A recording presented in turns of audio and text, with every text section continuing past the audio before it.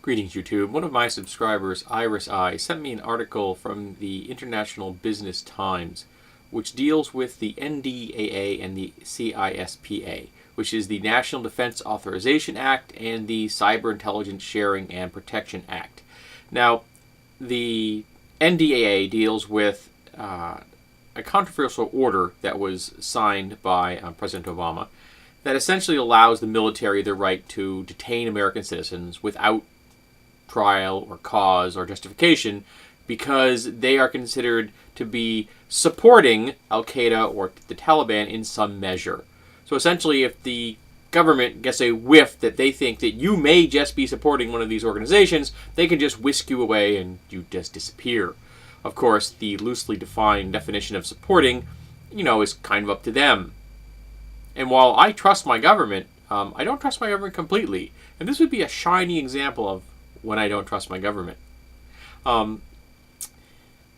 This, to my mind, all stems from the concept that we are at war, capital W, with terrorism. Now, terrorism is a concept. It is a mechanism used to gain a political edge in a negotiation or in a political conflict.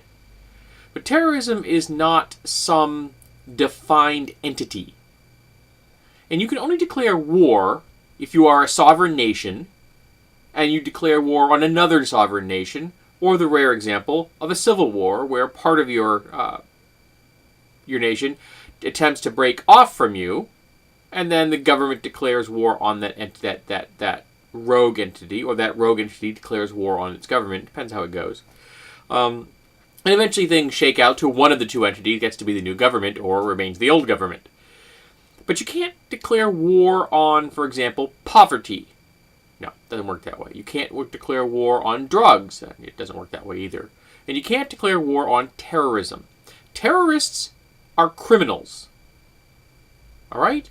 And if someone commits a crime, you investigate the crime, you gather evidence for the crime, you find the people that perpetrated the crime or you believe perpetrated the crime, you arrest them, you charge them, you then try them, and if they're found guilty, you then incarcerate them. That's how you do it. That's how crimes are dealt with. They are dealt with investigation, arrest, charges, trials, incarceration.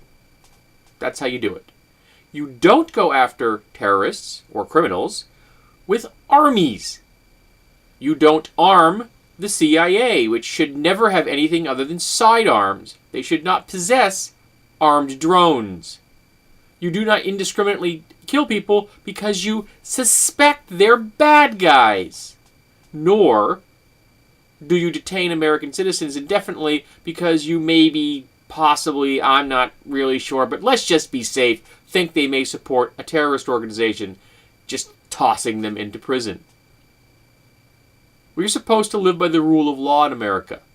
All of the Western world is supposed to live by the rule of law. It's kind of one of the things that sets it apart, the first world nations apart from the third world nations. Except this kind of detention without trial is right out of the third world nation playbook.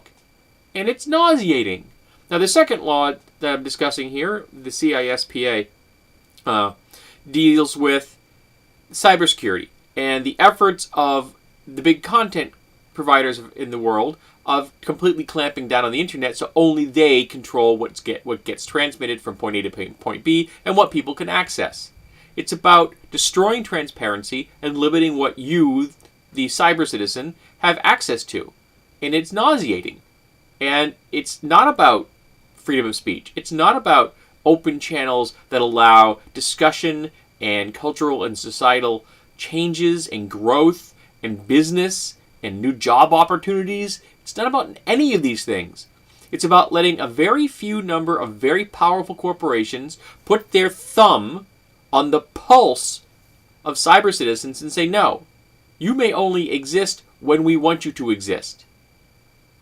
And it's another shining example of how the government supports business people over the American citizens.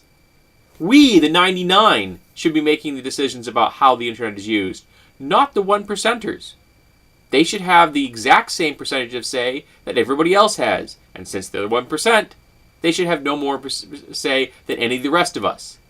But this is all falling right back into the ballywick of taking money out of politics. As long as money is allowed to be in politics in America, big business will win because they have more than us.